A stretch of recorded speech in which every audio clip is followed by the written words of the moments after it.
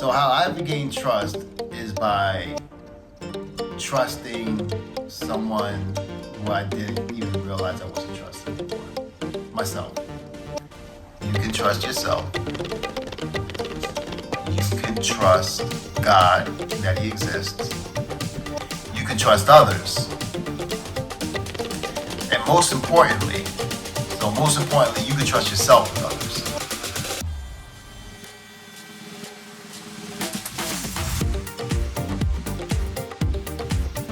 Hello, welcome to another episode of Balanced Act. My name is Juan, and today I wanted to talk about trust. This one's gonna be coming from me. I ain't gonna be talking about what somebody else got to say about trust. I'm not gonna be talking about what David Goggins got to say about trust or what Abraham Esther Hicks might got to say about it. I want to talk about what I got to say about it. This one's coming from me, y'all. Trust. So I just had some recent experience with trust. So I wanted to talk about trust because I recently have joined a community where I've learned how to trust again. You know, I'm in a relationship now where I'm with someone who I trust. It's wonderful. It really is. And also being within a community where I can trust the people within the community is amazing. And then that has spread out. You know, like I've always had my parents I could trust, always know I could trust my dad, always know I could trust my mom, you know. Certain friends, certain family members always kept my circle very tight, very small. I think it's a New York thing. You know, growing up in New York, especially during the 90s and whatnot, always keep your circles tight. Something happened to me, you know, back in the 2010s with my ex-wife. I'm not gonna go into things too much. I hate to leave things to y'all imaginations, but you know, things happened there where my trust was just broken, and that's just what it is. And there's been other things that have happened in my life where my trust was just broken, and it's been very hard for me to reestablish trust after all of that. And I was talking to my friend Jason about it, and you know, he had a similar situation with his ex that I had with mine, and he was saying, yeah, you know, that can shatter your trust. And once trust is lost, it's very hard, not only for you to gain it back, but it can be difficult, I guess, depending on you, to trust again. And it took me years, without even realizing it, to learn how to trust again. So what I wanted to touch on was how I regained trust. So how I regained trust is by trusting someone who I didn't even realize I wasn't trusting anymore. Myself. I'm a meditator, as all of you know. And well, anyone who watches the show regularly knows I meditate. And oftentimes when I meditate, nothing's going on. It's just me with my thoughts or lack thereof thoughts, and me with my senses, my experiences, my eyes closed, usually laying down or sitting up. And every once in a while, though, I will get profound messaging. And, you know, it sounds like it's just my own voice talking to me. There's still a little voice inside of me, you know, a little voice talking to me from behind here. It sounds like it's in my voice, but it'll just give me these profound messages. And one of those messages, after I came out of one meditation, was you can trust yourself. You can trust God that He exists. You can trust others. And most importantly, you can trust yourself with others. So most importantly, you can trust yourself with others. That was huge for me. And that messaging came almost out of the blue. And it was beautiful. And it's been my mantra since. And I know it's coming from being in a relationship now. It's been about 3 months now. Where I really feel like I could trust a person. And we haven't been together for that long, and we're not taking it really fast or anything like that.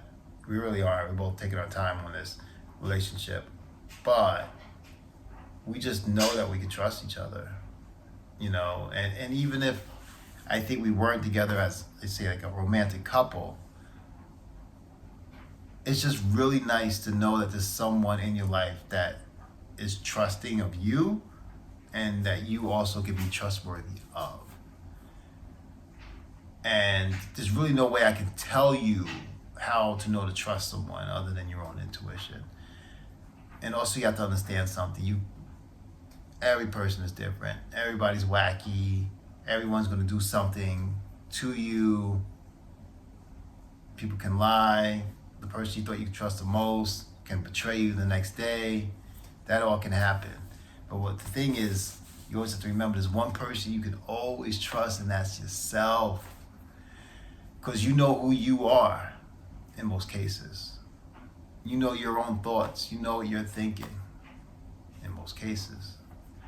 So trust yourself. That's number one. Trusting God. Now, whether you believe in God or not, because God could be real or he could be an extension of your conscious or your subconscious, your instincts, so to speak. Whatever you want to think is your higher self. Trusting God and trusting that he exists, because now you have someone to lean on. You see, when we stop becoming, especially for us men, when we stop being children, we stop having someone that we can depend on. Pardon me for that. Technical difficulties. I'm back. So yeah, talking about trusting God. So when you know that you can trust in, okay, so as a man, even as a woman, really as a human being, when you grow up, you don't have anyone to lean on anymore. You don't have your mom, you have your dad that you for you to look to for information, someone that you can trust to guide you. So now we have to look to someone, right? Because we still have that need and that urge for answers, for guidance. Who do we look to? I mean, it's hard for us to look to other people because now everybody is on this equal footing with us, right? Even many times our own parents.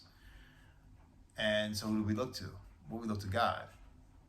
Now, whether you call that source, Allah, whatever you want to call it, whatever you worship, you need some kind of guidance that you can trust. Your own intuition, whatever it is, your instincts, whatever it is, something that you can trust that's going to guide you intrinsically. And that's God. So trust yourself first. That's number one. Because you know what you're thinking. You're always with yourself, right? So trust yourself to make the right decisions. Trust yourself to do the right things. Trust that you can do the thing that you've been dreaming about doing. Trust yourself. Trust that you'll say the right thing at the right moment. Trust that you're strong enough. Trust yourself. Then trust God. Trust him and trust that he exists. I'm just going to say it. Trust that he exists. Now, you may not exist in a form that you grew up believing, but he exists. She, it, source, it exists. And you can trust him to guide you. And he will guide you through your intuition, through your instincts. So trusting yourself allows you to be happier. Being happier allows you to hear the voice of God. And then trusting that voice allows you to be guided. Once you have those two relationships down, now you start to venture outwards to others. This is what I've learned over the last few years, since probably 2021, 2022. Once you start to trust yourself and God and that he exists, then you can start reaching out to others. And when you do that, That's when the fun begins, doesn't it? And then it also helps you put in perspective your relationship with others, because when you have a relationship with yourself, now you are being selfish, but in a positive way. Now, let me explain. Selfish can be self-care in the right situations, right? So regardless of what your culture may tell you, you have to look out for yourself first. There's that famous cliche example that you always get people giving you, especially older people. They'll be like, well, if you was in a plane accident, the plane was crashing and the oxygen mask fall, y'all know the rest, right? You gotta get your own oxygen mask on first before you can help the next person get their oxygen mask on. If you was in an emergency situation on a plane, right? So selfish and self-care. You gotta take care of yourself first before you can take care of anybody else. You understand? And you should only be doing it because it makes you feel good, because that's your motivation. And that's how you can trust the situation, because you want to do it. Not because the other person wants you to do it, not because they're crying in the corner and they're woe is me and they're wondering why you're not doing that. You're too selfish. You look out for yourself too much. You just don't care. Maybe you don't. I don't know. Maybe you don't. Maybe you don't care. And maybe that's okay. Because maybe it's better for you not to care about that situation, or at least to stay away from it, than for you to get yourself involved in it. Abraham Hicks, I guess we're going to reference somebody anyway, but Abraham Hicks, what she says about that is that, it's kind of like this. Hey, you, over there, you're so selfish. You're so mean. You just don't care about anybody but yourself. You don't care about me. Look at you over there doing the things that you want to do. And I want you over here doing the things that I want you to be doing. That makes you selfish. So why don't you stop being selfish and come over here, stop doing the things that you want to do, and come over here and do the things that I want you to be doing right now for me. Stop being selfish. Sounds familiar? Yeah, that's how mostly we communicate to others when we want them to do something. So a lot of times when somebody calls you selfish, without maybe even the person who's accusing you of being selfish realizes, they're manipulating you. They're telling you, this is radical, isn't it? They're telling you that you're selfish. You're a selfish person. They're looking down at you. They're huffing and puffing. There goes Juan, doing his own thing again. Damn right I am. Damn right I am. And damn right you should be too. Break free of those chains. Abraham Hicks says he teaches selfishness, as he says, yes, I do. And I agree with her brand of selfishness. I mean, I agree with everything she teaches. But I do agree with that. I agree with most of what she teaches, by the way. But anyway, so be a little bit selfish when you are entering a relationship with others, but you can start to trust others. Start to trust others.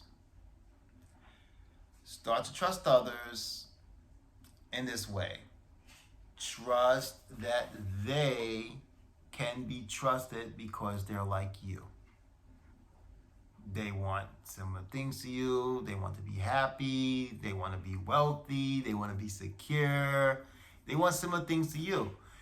When you go with other people, one thing I've learned is you want to kind of use them in this way. You want to use people. You talking about Juan? So this is what I'm talking about. Human beings, when we're around other people, we release these chemicals through our system. Serotonin, namely, and oxytocin. Okay, so serotonin, allows us to be around other people, be affectionate around them, love them, see them, look out for them, cooperate. Oxytocin, it usually builds trust, right? So like when you touch another person, you kiss the person you're in love with, making love, having sex, oxytocin is released, right? And that's to allow you to bond to the other person, and build trust with them, you see. And that's what you should be looking for when you're with other people. It's basically kind of sort of a good time, right? And it should feel good to you. So now having a good time doesn't mean that you guys getting drunk together or you're just out there having sex all the time and you just don't care about the person's feelings. No, because you won't feel good then either. But it should feel good to you to be with this person. I want to help out grandmother because she's my grandmother. I love her. I love my grandmother. It doesn't have to be conditional. It just feels good to you. That's the only condition. It feels good to you. You see what I'm saying? So when I go to like sacred space, I always go in there with this thought in my head. I'm gonna get some good serotonin going today. You know, I'm gonna get some good oxytocin. See my girlfriend. We're gonna kiss, hold each other's hands, and I'll be sitting here with my friend Jason and Joe and Eric and Stephanie and Courtney and everybody, and we're just gonna be talking, having a good time, and then it just allows it to flow. And you know, I care about these people. I love these people, right? So it just allows it to flow. I'm just there to have a good time with them. I'm here with y'all because it feels good to me. Feels good to me to be with you. That's why I'm here. And also it gets your mind off yourself too. You're not sitting there being all self-conscious. Oh no, am I wearing the right thing? Am I saying the right thing? Who's that? Oh my God, am I doing everything okay? It gets your mind off that bullshit, you know? So then when you see that next person that walks in you don't know, oh, that's another person that I can get to know and play with, so to speak. You know, now I can talk to this other person and get more of a serotonin boost. You know, I can feel even better. It's like a drug almost in a way, right?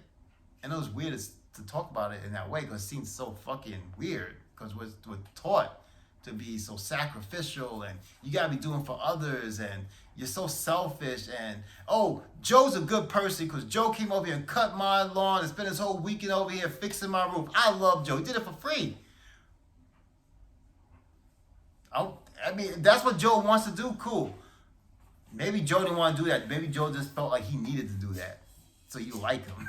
I don't know. But people do that kind of thing, you know? So, but that's how we look at people, what they're doing for us. See, even then, we're looking at other people being selfish in a selfish manner. Isn't that funny? So be a little selfish when you're dealing with other people. Don't be a psychopath, but be a little selfish when dealing with other people. Make sure it feels good to you. Obviously, you want to reward trust with cooperation. You want to be cooperative. Yeah, I can do that thing for you. You know, it may not feel that great to go help somebody cut their lawn, but you love that person, you go cut their lawn. Guess what? Now you get endorphins. So you're still getting a high anyway. So go help out your neighbor. Make sure you love that neighbor. Make sure it feels good to you. Okay? It always feels good to help out others. Conversate and talk as well. Most important, and this was for me, could be for you as well, you can trust yourself with others. So for me, what that meant was that I can be myself around other people. Because, you know, I'm watching that show, what's the name of that show? The Japanese show, Shogun, right? And I knew the saying beforehand, but they use it a few times in the show, and it's a really great saying about how the Japanese had like, I can't remember the saying completely, but they had 3 different hearts. You know, there's one heart that you show the world, there's one heart that you show your family, and there's one heart that you only know about, you never show anyone, right? That's a fucking horrible way to live, I think. But I think that's the way most of us live, isn't it? And self-included, I lived that day for a long time. There's still certain situations, obviously, you may want to do that. I mean, I'm very candid on this podcast. Anybody in the world can see this. It's public. But, you know, like when I'm at work, there's a certain mask I wear. You know, there's a certain heart I'm showing at work. I'm in a supermarket. There's a certain heart I'm showing. Yeah, because we're being transactional. Hey, I'm here to do this job so you can give me a paycheck. I gotta be a little bit transactional because I might not like you very much. I might be dealing with people I don't like very much. So I'm not just gonna walk off my job that I'm dependent on for to make a living because I don't like your ass.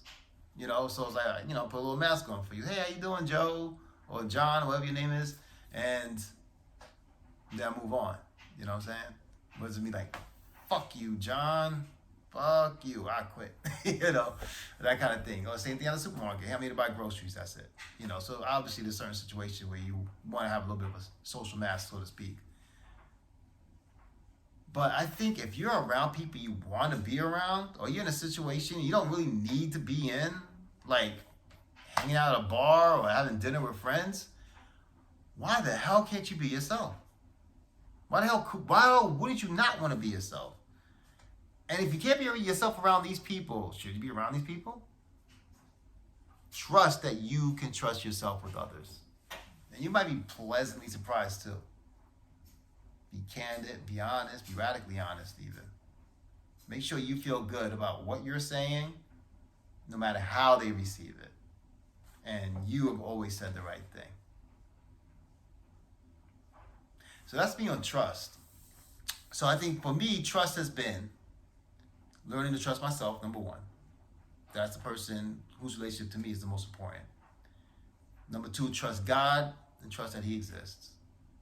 This way you're always guided and you can trust the guidance. And then number three, trust others. Understand people are wacky. You're not in their heads. You're not sure what they're going to do. Don't make you're a point of attraction, so to speak. Speaking of law of attraction. But you can trust them. They're you. They're just another version of you having different experiences. So trust them. Trust that you can love them. Trust that you can take care of them. They'll take care of you back. Trust you guys can have a conversation. Trust them in bed. Trust them on a walk down the street. Trust to hold his or her hand. You can trust them. And if they do something to break your trust, it's okay. They some wacky motherfuckers just like you. And most importantly, you can trust yourself wherever you are here. Whatever feels like the authentic you, because authenticity is the highest vibration. Trust your authentic self with others, because you can. Thanks, guys, for joining me for another week of Balanced Act. Stay tuned for more. Also, make sure you jump over to my other podcast, the Sacred Space podcast that I do with my good friend Jason. We got a very special episode coming up on Kava and Kratom. We're going to talk about those wicked drinks. Nah, they're actually very good for you. I love them. All right, guys. Have a great week. I'll see y'all next week. And until then, may you find that balanced road between the metaphysical and practical to your own